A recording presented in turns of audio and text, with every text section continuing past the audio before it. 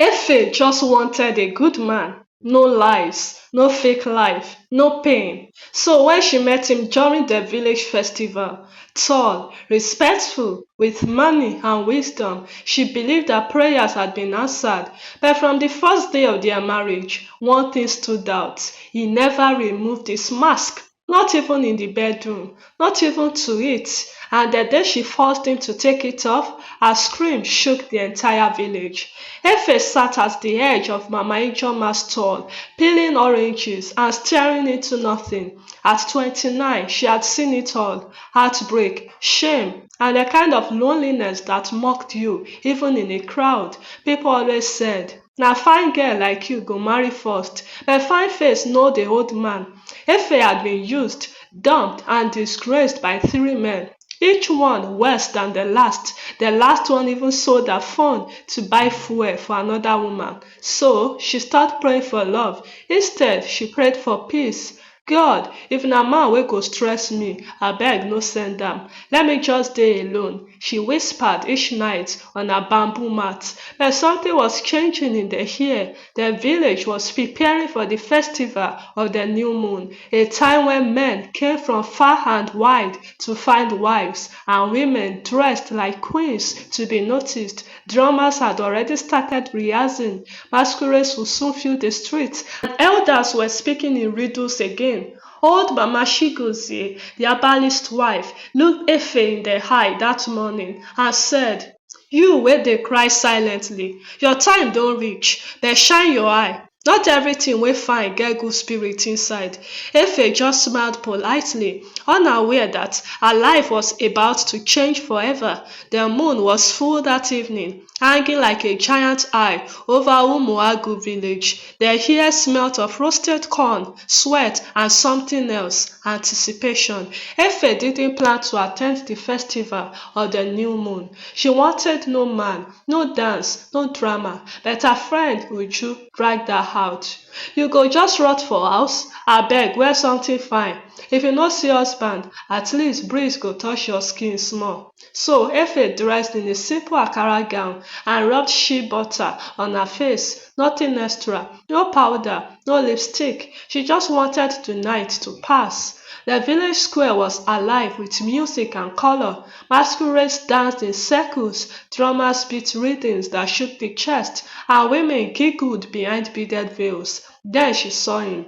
He stood apart from the crowd, tall, broad-chested, dressed in a fine white agbada with gold embroidery. But the strangest thing, he wore a carved wooden mask, smooth and polished, with red markings near the eyes. He didn't dance, he didn't move much, he just watched. And then he started walking toward her. Efe's heart skipped. She looked behind to see if he was heading for someone else, but no, his eyes, though hidden, were locked on her. "Good evening," he said in a deep, calm voice. "My name is Adio. You don't know me, but I've been searching. I believe you are the one." Efe blinked, confused. "The one for what?" "For everything," he replied simply. He didn't flirt, he didn't ask for her number, he just offered her roasted corn and sat with her by the bonfire. They talked, and oddly, his words brought her peace. But one question kept disturbing her: why the mask? Adio smiled gently. When the time is right, she will understand. And just like that, her walls began to fall. After that festival night, Adio didn't disappear like other men. He came the next day, early in the morning, holding a basket of fresh fruits and a folded note with Efe's name on it. Nobody in the village had ever seen him before, but somehow he knew the exact compound where Efe lived. "Good morning, my queen," he greeted her mother with perfect respect. "I've come to know your daughter better, if she will allow me." Mama Efe looked at the strange man with surprise, especially at the polished mask still covering his face. But Adio's voice was calm, his manners flawless. He began to visit every morning. He never raised his voice. He always brought something: yam, fish, pepper, even fabric for Efe's mother. He asked about Efe's dreams, her childhood, her fears. Not once did he talk about her body or Russia. In fact, he never even touched her. "Na angel dis one be o," Uju teased. "He no even wan kiss you?" He said he's waiting till after marriage. Efe replied. There's something about it all felt too neat, too planned, too sweet. Then the dream started. Efe began to wake up, drenched in sweat, heart pounding. In her dreams, she saw herself standing in a dark forest, hearing a baby cry, and someone whispering her name through a wooden mask. She told Mama Chigozie, the old woman who always wondered about strange things. You dey sleep with your windows open? The old woman asked. Yes, lock them. Sprinkle salt at your doorstep.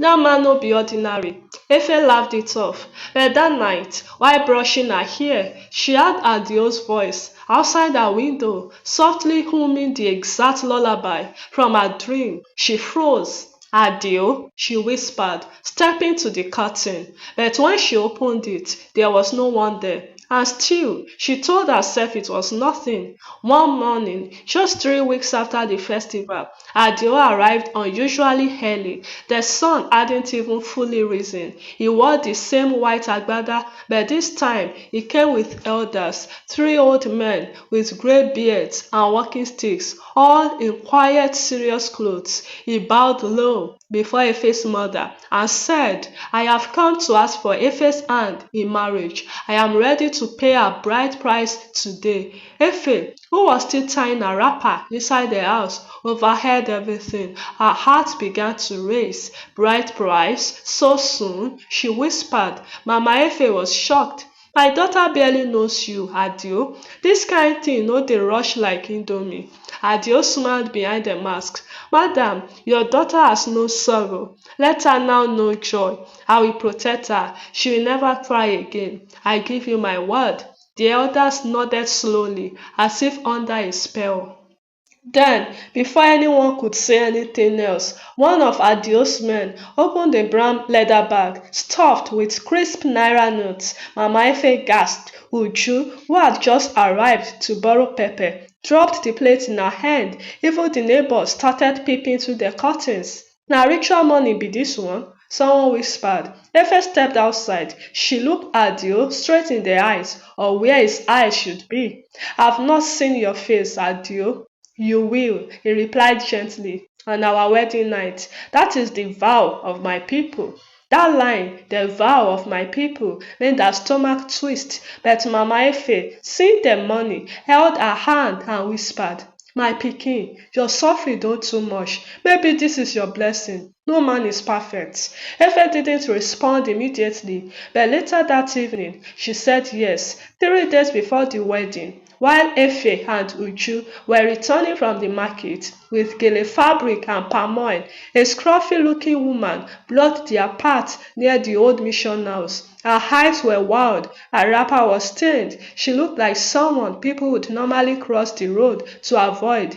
You be Efe? The woman asked, her voice hoarse. Efe paused. Yes. Who be you? The woman took 2 slow steps forward and said, Don't marry him. That man you call Adio is not what he says he is. Uju hissed. You be mad woman? Abeg shift, make we pass. But the woman's eyes didn't blink.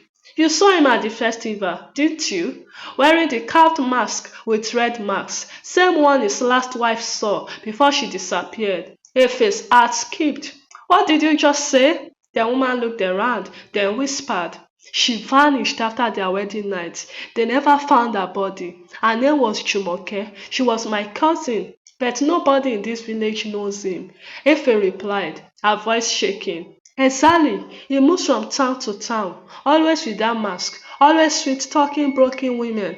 Efe stared at her, unsure what to believe. Could this woman be jealous, mad, or telling the truth? Then she reached into her wrapper and pulled out a small faded photograph.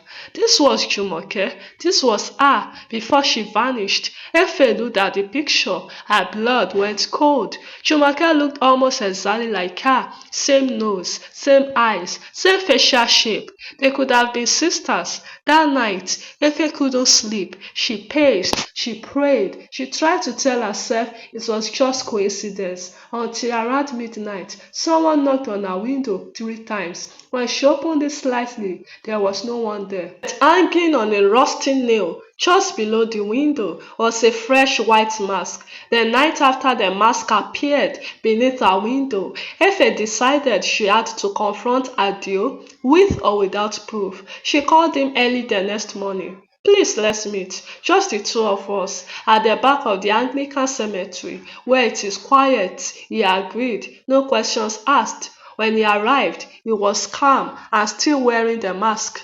I had a strange visitor, Efe began. A woman. She said your last wife disappeared after the wedding. She said you are dangerous. Adio didn't flinch. He only said, do you believe her? Efe hesitated. I don't know, but I want to see your face, Adio. I need to. He stepped close, lowered his voice, and said, Efe, the truth is like fire. Some people survive it, others burn. She swallowed hard. So, you will show me? Not now, but soon. Then he handed her a small white box wrapped in gold thread.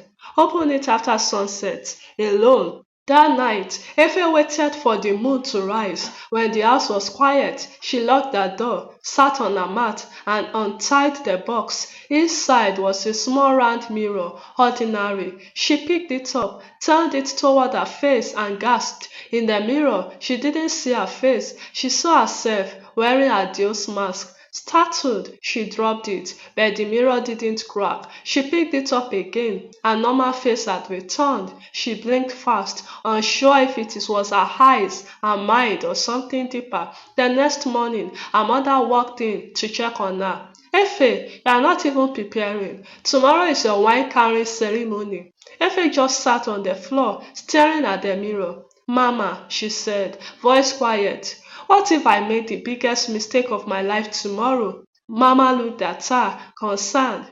You are just nervous. Cold feet. It's normal. But in her heart, Efe knew it was something else, something darker. The morning of the wedding, the village was buzzing. Drummers were already beating their talking drums. Women in shiny wrappers danced with fans. Adio had sent a convoy of cars to fetch Efe's people. Everything screamed celebration, but Efe felt like she was walking toward her own burial. She had barely slept. Her eyes were red, her palms clammy. Her body was wrapped in fine George, her face made up like a queen, but her heart pounded like a war drum.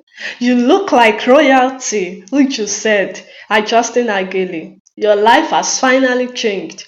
Efe forced a smile. Yes, it has. The church was packed. Adio waited at the altar, still wearing his white agbada and the same carved mask. The pastor smiled, completely unbothered. Ah, these artistic ones, always dramatic, he whispered to Mama Efe. But as the ceremony began, something strange happened. Each time Efe looked at Adio, she heard a faint crying sound, like a child weeping in the distance. No one else seemed to notice. Even when she glanced at Uju, Uju smiled and whispered, you are lucky. He's staring at you like you are the only woman in the world. But Efe couldn't shake it.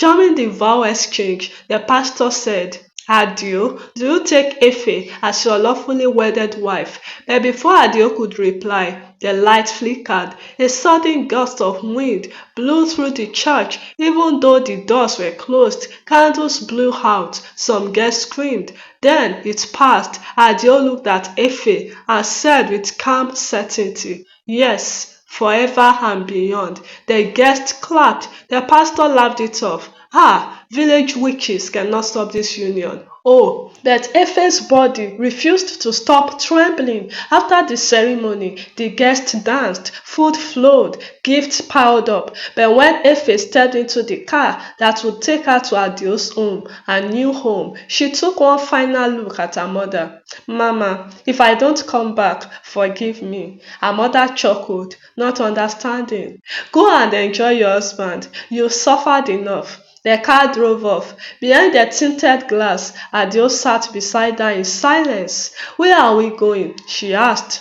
To your forever. he said, and smiled beneath the mask. The car moved smoothly through the lonely village road, tall trees lining both sides like silent witnesses. The driver said nothing. The only sound was the occasional rustle of wind against the windows. Efe sat stiff beside Adio. The air inside the car was too cold, unnaturally cold, despite the sunny afternoon. Then she had something, a low murmur, not a song, not a prayer, a chant. She turned to him. Adio's eyes were closed. His lips moved softly. The words didn't sound human. Ashentoro, Kemasira, Lubante. The voice was not his. It was deeper, rougher, like a different being had entered his body. Adio, she whispered. He opened his eyes. For a split second, they weren't brown anymore. They were gray, cloudy, like smoke trapped inside. He blinked and they returned to normal. Yes, my love, he said, smiling as if nothing happened. What were you saying just now? She asked, her voice shaking. Just pray for our journey, he replied, old family tongues. Efe turned away, heart pounding. She stared out the window and whispered to herself, God, if I make it out of this alive. The black car pulled up in front of a quiet estate on the outskirts of town. The gate opened automatically, revealing a grand white mansion surrounded by flowers that looked too perfect to be real. Efe stepped out slowly. The place smelled of roses and something else, something fatally metallic. Adio smiled, still wearing the mask. This is your new home, my queen. The marble floors inside the mansion glistened. The chandeliers sparkled like diamonds. Everything was beautiful, too untouched. Where are the servants? Efe asked. They only come during the day, Adio replied, for privacy. She nodded slowly. Then she noticed something odd. There were no family photos, no childhood portraits, no graduation frames, nothing. Just empty golden frames on the walls, some still with the manufacturer's sticker. You've lived here how long? She asked. Long enough. No pictures of your parents, friends? Adio chuckled. I don't like the past staring at me. That night, after a quiet dinner she barely touched, Efe walked through the house barefoot. Her wrapper clung to her skin. The silence pressed on her like heat. She entered a hallway with doors on both sides. Some were locked. One wasn't. She turned the handle gently and stepped into a room, painted entirely in white, walls, carpet, curtains, and in the center of the room was a single wedding dress, fresh, clean, waiting. She moved closer. There was something embroidered on the veil. She squinted and read it. Jumoke, 22nd April. Her breath caught. That was the name, and the same wedding date the strange woman had mentioned, but Efe's own wedding was the same, 22nd April. Suddenly, the room grew colder. Behind her, a floorboard creaked. She turned sharply, but saw nothing. Then, in the vanity mirror across the room, she saw a reflection, not hers, another woman, standing behind her, wearing the same dress, weeping silently, eyes hollow. Efe spun around. No one that night. Sleep refused to come. Efe tossed on the huge bed, her wrapper tangled around her legs, ears tuned to every sound in the house. She couldn't shake the image of that ghostly bride, Jumoke, standing behind her.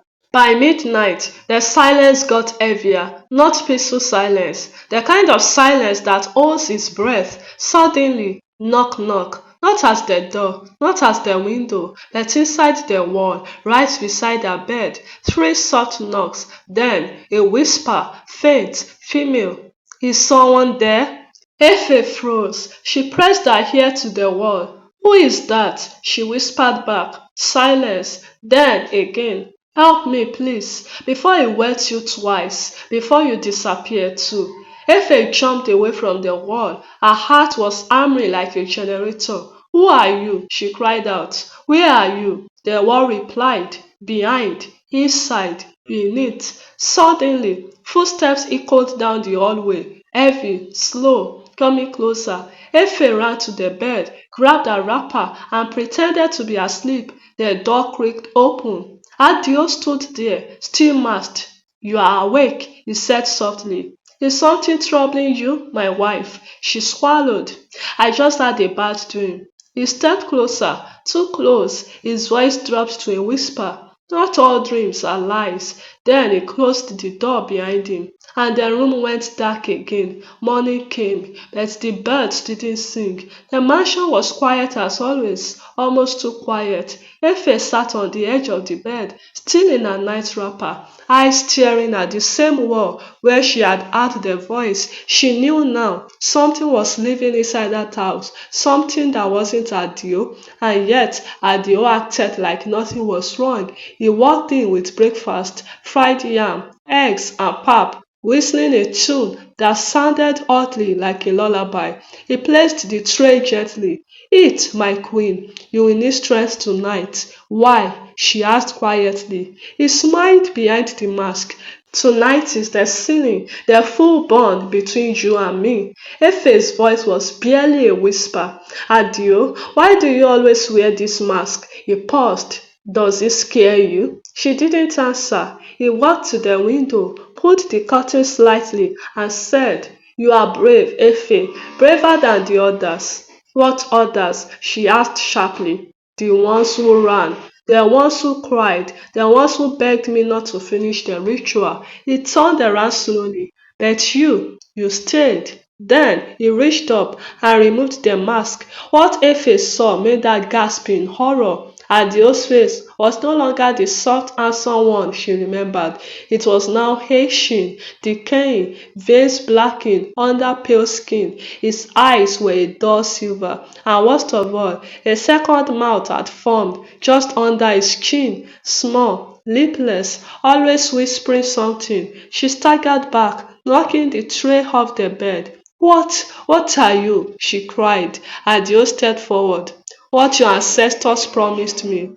You are not human, not anymore. Not since your forefather broke the pact. Every third generation, a bride must be offered, one who is full of life, so I can stay alive. You married my great-grandmother, she whispered. Then your grandmother's cousin, he replied. Now you. What happened to Jumoke? She shouted. He smiled with both mouths. She refused the ceiling. She's still here, with us. Efe backed into the wall, shaking violently. Suddenly, a hand burst through the crack in the wall. A woman's hand, skin torn, nails broken, fingers shaking. It held a note. Efe grabbed it before it disappeared again, written in faint red ink. Don't run. Pretend to love him. When the moon turns red, stab him in the mouth that speaks lies. Efe stood frozen in that room, heart pounding, their note crumpled in her fist. Adio had just revealed the unholy truth. He was not a man, he was a curse wrapped in a groom's agbada. But Efe, she didn't scream, she didn't cry, she did something worse. She smiled.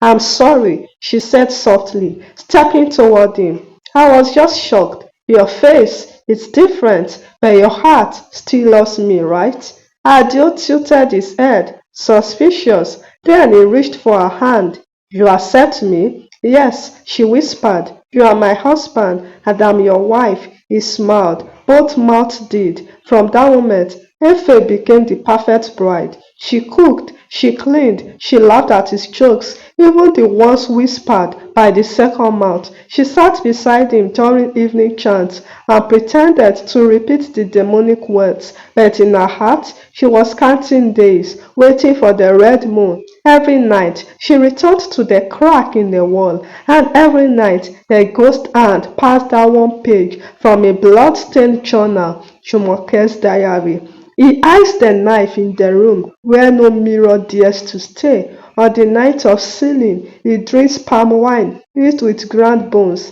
A second mouth must be silenced first. Efe memorized it all. One day, she followed Adio into the forbidden room when he forgot to lock the door. The room had no mirror, no shadow, no reflection, but on the shelf sat a long black knife, carved with symbols, the blade pulsing like it was alive. Efe touched it. It hummed like it knew her. That night, Adio walked into the room, dressed in white. The moon outside began to turn deep crimson. He smiled. My bride, he said, are you ready to become mine forever? Efe smiled back, stepping into the center of the room where ancient symbols glowed on the floor. I've never been more ready, she whispered, but under her wrapper, her fingers tightened around the black knife. The moon above was now blood red. The ceiling circle glowed beneath Efe's bare feet. Adio stood tall, his second mouth twitching excitedly. His main face smiled, but his eyes remained hollow, like a thing that had forgotten what it meant to be human. Before the final binding, he said, there is one small test. Efe's heart skipped. Test? She asked softly, hiding the knife in her wrapper. He raised a cup, clay, ancient, cracked. It steamed slightly, with a secret sweet smell of palm wine and something else. He dipped a finger in and touched her lips with it. To prove you are mine, you must drink this, the wine that binds soul to soul. What is inside it? She asked gently, forcing a smile. Blood from the old brides, ashes of those who ran. Efe's fingers twitched. If she refused now, he would know she was pretending. But if she drank it, it might bind her spirit to ease forever. Adio held out the cup, stepping closer. Drink, my love, if you truly belong to me. Her eyes flicked to the wall. The crack glowed faintly, like someone watching from the other side. Then an idea flashed in her mind. Let me toast properly, she said, taking the cup. She lifted it to her lips, and just before sipping, she staggered slightly, enough to spill most of it onto the ground. Ah! My hand slipped. Adio's eyes narrowed. The second mouth muttered something angry in a language she couldn't place. You wasted the drink. No, she smiled, licking her lips. A bride needs only a drop. She showed him her tongue, stained red. See, I drank it. Now, let's seal it. For a moment, Adio stared. His body twitched, but then he smiled again. Yes, he said slowly, you are ready. Efe exhaled in relief, but only briefly, because Adio clapped his hands once, and from the shadows, three ghostly brides appeared, pale, hollow-eyed, floating silently. Each held a mirror covered in black cloth. Let them see if you are truly one of us, Adio said darkly. If you lied, the mirrors will burn your soul. The ghost brides floated forward, each held a covered mirror, and their mouths moved without sound. Adio's second mouth chanted lowly, reveal her truth, strip her soul. Efe's knees weakened. She had lied. She hadn't truly drunk the cup. The mirrors would know. Her fingers brushed the knife in her wrapper. Adio raised his hand, signaling the brides to unveil the mirrors. If you are truly mine, he said with a cruel grin, you will stand before the mirror and it will reflect only obedience. One veil was lifted, the mirror shimmered, cloudy at first, and just as the second mirror was about to be uncovered, the hair shifted. A chill swept through the room. The candles flickered violently. Suddenly, a piercing wall echoed from inside the cracked wall. One of the mirrors shattered. The brides recoiled. Adio hissed. Oh dears! And then Chumake's ghost stared into the room. She wasn't like the others. She wasn't hollow. Her body flickered like candlelight, her eyes glowing with pain and fury. Leave her, she shouted. She came to finish what I couldn't. Let her fight. Adio snarled. You broke the circle when you ran. I didn't run, Jumoke cried. You buried me alive behind that wall when I refused the final vow. The other brides began to tremble, looking at Jumoke, their blank eyes twitching, recognizing her. Jumoke turned to Efe. Don't look into the mirrors. They only see what you believe. Hold your breath. Do not think of fear. And when the last one is raised, stab the second mouth first. Efe's chest tightened. She took a deep, silent breath and held it. Adio, furious, screamed, "She is lying! The ritual must continue." But the third mirror lifted. Efe didn't blink, didn't breathe, didn't move. The mirror trembled. It began to crack. Then she ran, not out the door, toward Adio. In one swift move, she pulled out the knife and drove it straight into his second mouth. A terrible scream erupted from both mouths. The moment Efe stabbed the second mouth, the hair cracked. Adio roared, his entire body convulsing like a wounded beast. The ghost brides screamed in unison, their mirrors shattering one by one, shards dancing in the air like possessed fireflies. Efe stumbled back, holding the knife soaked in black blood that smelled like burnt charcoal and old death. Adio dropped to his knees. His face began to shift wildly, like something inside him was trying to crawl out. "You!" he growled, voice twisted. "You broke the seal. You!" He lunged. Efe ducked, barely. The second mouth now hung open in a permanent scream. Bubbling, the walls of the house began to bleed. Yes, actual blood seeped through the cracks like sweat from a dying beast. Suddenly, the floor split open. A red light burst from underneath, and ghostly hands shot up, grabbing at Adio's legs, pulling him down. Jumoke's ghost flew toward Efe, her hair whipping in the wild, unseen wind. Now, the heart! Cut the heart! Efe ran forward and drove the blade into Adio's chest. He screamed, louder than thunder, louder than a market crowd. The house howled, the walls caved, the ghost brides vanished into mist, set free. Adio's body began to rot before our eyes, skin peeling, bones cracking, until he collapsed into dust. Jumoke turned to Efe, a sad smile on her fading lips. "You did what I couldn't. Your story won't end there," Efe whispered, crying. The house groaned one final time, then collapsed inward like a mouth closing after the last bite. Efe woke up outside in the bush wearing a wedding wrapper. The house was gone. Not burnt, not broken, just never existed. People from the village came running. The rain had stopped. The sky was clear. Her aunt stood among the crowd. "Efe, Efe, where have you been? You left us at the wedding ground." Efe looked around, dazed. No one remembered the house. No one remembered the strange groom, but she remembered everything. And in her hand was the blood-stained knife. 1 year later, Efe stood in front of a small, weather-beaten house at the edge of a village 2 hills away. Her hair was wrapped in a white scarf, and in her hands she carried a bowl of hot yam porridge and a small framed photo. A tired woman opened the door, Jumoke's mother. Efe bowed slightly. "Good afternoon, ma." The woman stared for a while, her eyes scanning Efe's face. "You look familiar. You are not one of our people." "No, ma," Efe said softly. "I came for her, Jumoke." The old woman stiffened. Her eyes grew glassy. "I told her not to go to that town.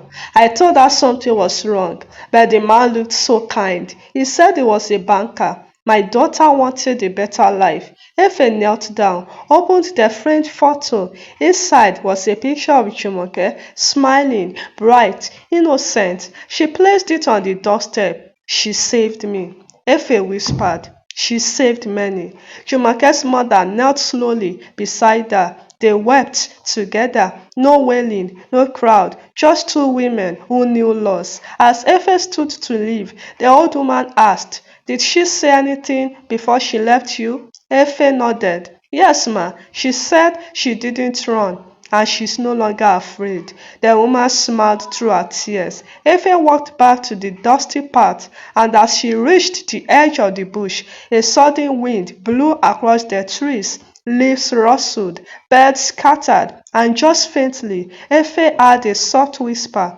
Thank you. She looked back, but no one was there, just a silent road and a single white veil caught on a branch.